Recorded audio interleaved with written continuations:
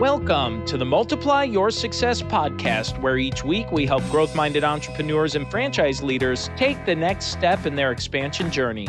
I'm your host, Tom Dufour, CEO of Big Sky Franchise Team. And as we open today, I'm wondering if you know what a leader's most important job is. And if you think it might be sales or vision, according to our guest today, that's wrong.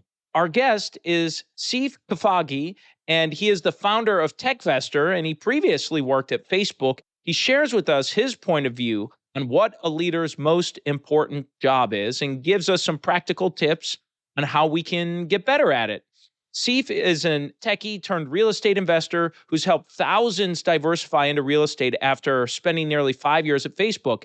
He's syndicated acquisitions totaling more than $100 million while designing and developing more than 25 properties. Today, he's the founder of Techvestors, which helps real estate investors and busy professionals passively invest in the emerging asset class of short-term rentals. So let's go ahead and jump into my interview with Sief Khafagi. My name is Sief Khafagi. I'm the CEO and founder over at Techvestors and techvestors.com. We run a short-term rental fund for passive investors who want to get into the world of quote-unquote Airbnb as we all know it, but don't want to do the work or put in the energy or deal with guests and don't want to put up a $250,000 check. Our minimum is $25K. So we're making an asset class historically that's been hard to enter a little bit more accessible for most. Wonderful. Well, we're going to dive into that here in a little bit.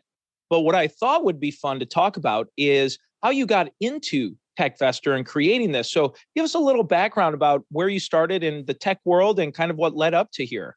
Yeah, so I'll actually take us back to our college days. I was at San Diego State back in the day. I'd started a small little company helping people essentially beat the interview, right? You're a college student. I was focusing at the time on computer science and, how can you get into Facebook or Google or, some of these high flying tech companies and how do you actually beat those interviews? And college students aren't really taught how to do well at interviews. And it was a nice little niche on campus. And it was something that was a strength of mine back in the day.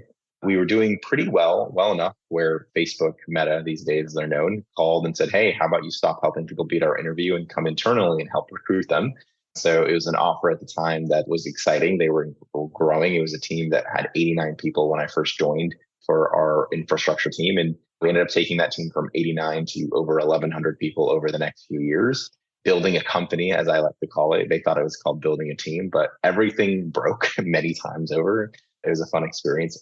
While I was there, we did a lot of traveling, mostly to open up new offices and, a lot of recruiting activities and stayed in a bunch of Airbnbs. And we were like, why is this so bad? And when we dug into the data and dug into the market, especially when COVID came around, naturally where people were trying to like break out, right? Like go places, experience, like what would things happen? We recognized that in multifamily, as an example, 24% of assets are held by institutions. In single family, 2.4% are held by institutions. And in short-term rentals specifically, which is a niche within the niche itself, is held less than 1% of institutions. That means 99% of short-term rentals are owned by non-institutional partners. And for us, we're like, well, that could be why this could be better. So we developed a technology platform that allows us to find and acquire these homes. It's proprietary to us. We built an incredible team, which I know we're going to talk about today. We got into this asset class because we saw so much opportunity. And so far, it's been incredibly fruitful. We just closed on our first fund, $36 million later. And we are starting fund 2 here in the next few weeks. Really, really incredible there with what you've done and built. And one of the pieces that I was interested in talking through is how you recruited so many people, not only when you were at Facebook, but certainly for your own growing enterprise here. And our primary audience tends to be either business leaders of small to mid-sized businesses where they are in a growth phase or in franchising where people are recruiting and bringing franchisees in. And so relevance of finding quality and great people. I'd just love to hear if you have any tips, tricks, suggestions, ideas that you would be comfortable sharing. I mean, I think the first thing might even be an obvious one that people have heard plenty of times, but as a leader, you always have to be recruiting, right? And I think people often mistake the small business owner or growth-minded business owner as someone who's always got to be selling and growing revenue. I disagree. I think you always have to be recruiting and hiring people who can grow revenue. it's a first step in between where you want to get to from a numbers perspective. I spend probably 30 to 50% of my time just thinking about our organization, our design, our org design, people that we're missing, where we have risk in our organization, where we can lower that risk, who we need to hire, how do we go find them. And then I think you got to go put in the work. Like we certainly work with recruiting partners on an external basis, but you'll catch me on LinkedIn, sliding into those DMs. And, my team has a running joke. I'm the DM king because I recruited each and every one of them individually, specifically because I slid into their DMs in one way or another, whether it was via Twitter or Instagram or LinkedIn or in person or referral or something, or I got onto their podcast and it's like, hey, Tom, you should consider joining us, right? A big strategic advantage we have is the caliber of talent we have. I saw this firsthand while I was at Facebook. I think Facebook was able to grow to be as successful as it was, certainly because of its product, but more certainly, definitely because of the people that were there and the level of people you're working with. And so while we were at Facebook, going from 89 to over 1,100 people, it was not an easy feat. In fact, everything that you thought worked would break within the next 90 days because of the growth, right? Your interview process is need to change. You need to get buy-in, right, from other people to interview, right? You're going from doing 10 interviews a week to 100, right? And, if not more than that. And how do you get buy-in from people, especially from, engineers who are like, hey, I'm here to focus on code and build and product. And you got to help them understand that people are important, people on their team. And, I think one thing you learn as a leader very quickly is, if you're feeling a lot of pain because you're overwhelmed with work and you need help, you feel that pain very obviously. And then all of a sudden you start to prioritize recruiting, you start to prioritize people, right? But naturally everyone thinks they can do it themselves until at some point there's a breaking point. And that's a total normal kind of journey as you kind of get there. A couple other hacks we had was we built from the inside out. And what I mean by this is many people think about hiring more entry level immediately and then figuring out who to hire as senior leaders later. We took a opposite approach, is hiring senior leaders first. And we don't focus at all on entry level talent for Techvestors really.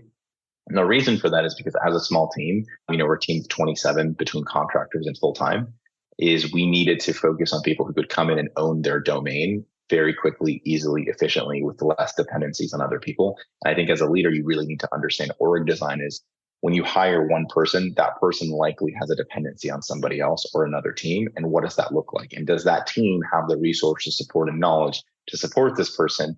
Or is the dependency going to continue to be there? Because you start to create friction, right, very quickly. And org design is very, very, very, very important. I encourage anyone who hasn't actually had a chance to read into org design, Google it, read into org design. There's a bunch of great books out there in org design and blogs and articles and podcasts. And org design is an art. It is a science as well. And you need to understand as a leader what you need to bring to your organization.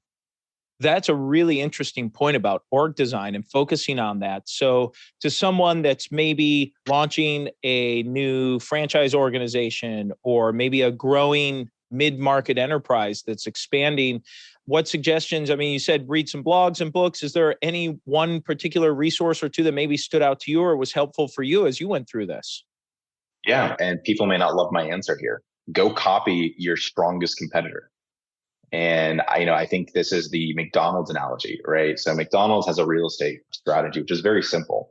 They find the best possible real estate they can buy on some corner or corners where they can get enough traction, domain where that property makes a lot of sense, right? For that location to open, right? Tying it into the world of franchises.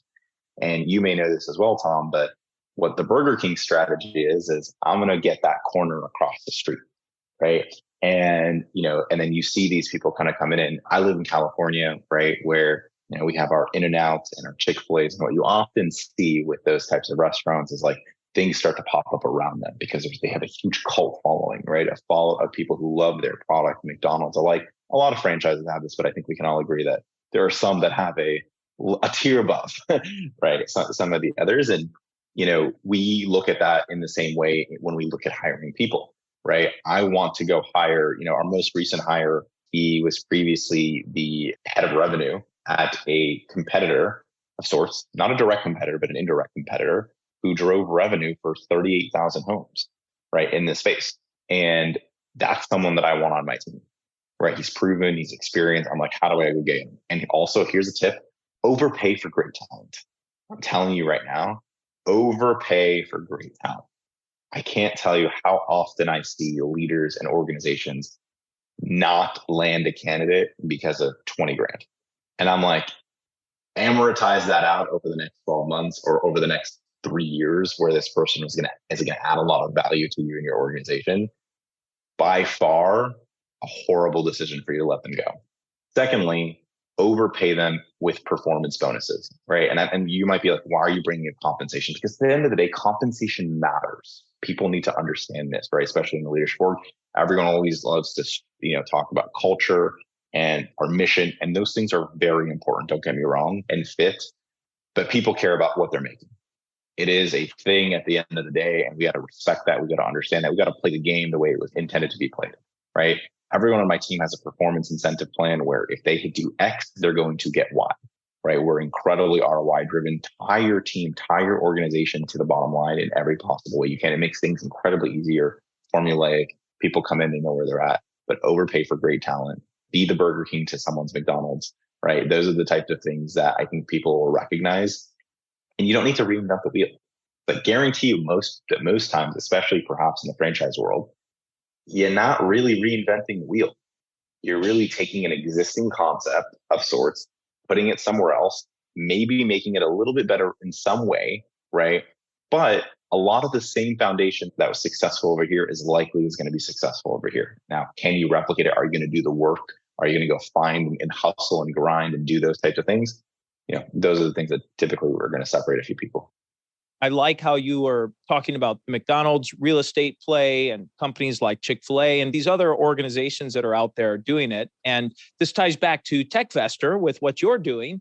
There are many clients that we work with and a lot of franchises out there that don't have a real estate play. So segue back to you, how can you maybe help fill the void for a potential real estate investment with what you're doing with Techvestor? Yeah, we're solving the problem of, hey, I'm invested in, maybe I have my own asset, maybe I'm invested in a REIT, maybe I'm invested in multifamily. And then people know about Airbnbs, they use Airbnbs, but they've never considered it as an asset class to go invest in short-term rentals because it really hasn't been made available in an easy way, right? The old school way of getting into short-term rentals is I have a second home, usually is how it starts, right? Or a vacation home. I'm going to rent it out on Airbnb from time to time. I'm going to do everything myself until I burn out, because you will burn out. It's a lot of work. Pricing, running it, guests, everything. It is a job, right? And you're going to find out why Airbnb hosts on average churn every 17 months, because it is a job unless you're doing it, the correct way. So then eventually you're going to hire a property manager. They're going to take a bunch of your revenue because they're going to take it off the top, as they should, because it's a lot of work. But now you have an asset that you put in $250,000 into, and it's maybe not generating the best possible yield. It's not diversified. It's not tax advantaged in the best possible ways, et cetera. We flipped that model on its head, and we said, hey, short-term rentals should be passive, should be diversified. When you invest with us, you're a shareholder in 100 plus properties in our portfolio. So you get a little bit of seasonality, beach towns, mountain towns, metros, all those things. 25 grand, all the tax benefits of direct ownership, none of the work, no guests, no toilet. Those are actual things that happen. And more importantly, we're a team that focuses exclusively on this space, on this niche. And it's not your job, it's our job to ensure that the portfolio is doing well. And most importantly, our performance is tied to the performance of that portfolio as a general partner. And so we always want to make sure we align incentives. So we flipped that on its head, built our own proprietary technology to go out and identify 100,000 homes a month we want to underwrite, which, by the way, 94% of the time they suck. Right. So we want to focus our energy on the top percentile of homes. These are all tools, resources that we have that your average user never had and never would have, because 75% of people who own an Airbnb own one, 95% of them own three or less. Right. And so because of that, you're never going to get the element of scale. So we are becoming the institutional partner in this space, and we want to become that kind of go-to in that space as well. Really interesting. Well, this is a great time for us to transition in the show where we ask every guest before they go the same 4 questions. The first question we like to ask is, have you had a miss or two in your journey and career and something you learned from it? Yeah, I think one of the initial misses that I think I take it back to is early in my career, I was a very, very strong individual contributor. I grew through the ranks very quickly as an IC. And when I transitioned to management, I assumed everyone could perform like I did at the time. And this is oftentimes what you see in organizations is people who are really strong at their role individually transition into management. And then there's this friction of, why can't you just do what I used to do? Right.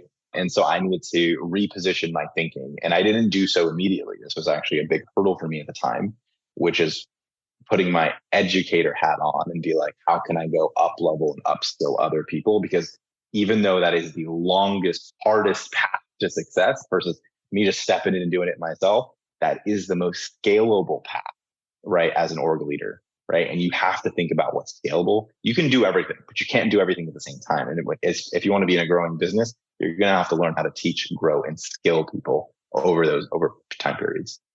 Well, let's talk about a make or two. You've already shared some throughout this, but I'd love for you to talk about a make or two along the way. The first one I think was getting a mentor, right? Like one of my early mentors when I was at Facebook was someone that I never expected to be a mentor, first and foremost. And he was someone that I had looked up to as someone who had grown through the ranks. We actually butted heads a lot. And I thought that was a reason he would never become a mentor of mine. But it was actually the exact reason I would seek him out to be a mentor. And that was a huge win for me in my career because I got to understand almost the opposite way of doing things and understand a collective perspective of, XYZ can happen in XYZ way too and still work. Right. And that gave me a little bit more of a well-rounded picture. And I think for me being more open at the time, again, I was young, right? I joined Facebook at 23. Right. And so for me, it was a ride of a lifetime in many ways. And I'm coming into 23, egotistical as a young kid, landing a gig like this, getting paid what I was getting paid. And I was like, this is going to be fun. Right. And then all of a sudden I walk into an environment and I'm like, wow, everyone here is smarter than me. Right. And I'm like, oh my God. Right. Like I got to step my game up. And that's why I'm talking about like the level of talent, but also like recognizing that you aren't the smartest person in the room and being able to go up to someone who you believe is smarter than you in some domain and being like, hey, you're smarter than me at this. Can you show me this? Can you teach me this? Can you help me get through this? I think is recognizing those opportunities. And I did that very early, right, in my career. And I think those are the things that would allow me to jump in many ways and learn the things that I jumped. And also just being in the room, right? The people who are sponges are oftentimes the ones that are invited to the room, right? Just being in the room half the time, right, is enough to gain so much knowledge that you just don't get anywhere else, right? But when you don't want to be a sponge, no one wants to invite the guy who thinks he knows everything into the room. So that's a huge way of understanding the emotional intelligence and the EQ of how humans work. Yeah, that's great advice. The name of the show is Multiply Your Success. I'd love for you to talk about a multiplier you've used in growing. To no surprise, it's going to be people. I think hiring is a huge skill set of mine, something I've been really good at for a long time. And I think it's evident in the organization we've been able to build today. And people at the end of the day, we will live, die, and breathe by them every single day. I can't tell you how many times I share appreciation to my team. Sabrina, my co-founder, does the same. Every leader in our team does this. We know how important it is for our team to feel appreciated and to grow and to have those resources. And we can't do it without them. There is no way you will ever build anything massively successful in any type of way doing it all on yourself. Even if you're a one-man or one-woman business, you still need help and resources because you're probably relying on vendors or contractors or software providers or something. And I think multipliers, when people think about people, you don't have to be hiring a person internally. It could be a resource externally. It could be a software that allows you to scale faster or do things differently. Those are all ways of multiplying yourself, right? And at some point, humans make a lot of sense to do so as well. The final question we ask every guest before they go is, what does success mean to you? I'm a new dad, so I have 2 kids, 2 under 2 boys. And success to me simply means the ability to spend as much as untethered time with them as I can, while they're growing up, but specifically as they get older, to be able to be involved, right? I was in a position where my dad was a lot older when he had me. And naturally, when I was in a position to have kids, I wanted to have kids as young as I could. And then I thought I'd actually have more kids at this point than I do. I'm 30 and 2 kids. I thought I'd be 25 and 3 kids and all that. I mean, we're all we're all delusional when we're younger, right? I wanted to be available, and I saw how hard my dad worked back in the day to be able to provide 3 jobs and every single thing. And, we're putting in the work now, but success to me is spending time with my family. It's really that simple. Health, wealth comes with that, and family. Thank you for sharing that. Well, and Sief, before we go, is there anything you were hoping to share, get across you haven't had a chance to yet? Thank you for having me on the show. I think a lot of people who are business owners and are looking for things like franchises or operating franchises, you're typically a little too busy to invest in your own thing. So if you're looking to exposure in the short-term rental asset class, and there's not many competitors out there, we hope you'll give us a shot and talk to our investor relations team. We'd be happy to educate you there. And what's the best place for someone to connect if they're interested in learning more? You can check us out at techvestor.com, request to book a call with someone on our team. We have a bunch of resources. We'll send you all of our information. We lead with education first, and we want to make sure it's a good fit for both of us. Sief, thank you so much for a fantastic interview today. And let's go ahead and jump into today's 3 key takeaways. So takeaway number 1 is when Sief described what a leader's most important job is, which is what we titled the show after. It is, as a leader, you must always be recruiting. That's your number 1 job, not just revenue focused, not just marketing, not just leading or providing vision. It's always be recruiting. And I even thought it was interesting how he talked about how he's always doing it, even on podcasts that he's interviewed on, or pinging people on LinkedIn directly just to see if they might have an interest. I thought that was great that he's living that and showing that. Takeaway number 2 is he provided a few ideas to help build out your plan for recruiting and to be more effective and better at it. He said, first step is build an organizational chart and build an org design of where you want to grow to and start thinking about how you're going to fill those positions. He also said to go copy your strongest competitor. Do you have a competitor in your field that might be worth imitating for some of the things that they have going on? And the last suggestion he gave was to overpay for great talent and do so with performance bonuses.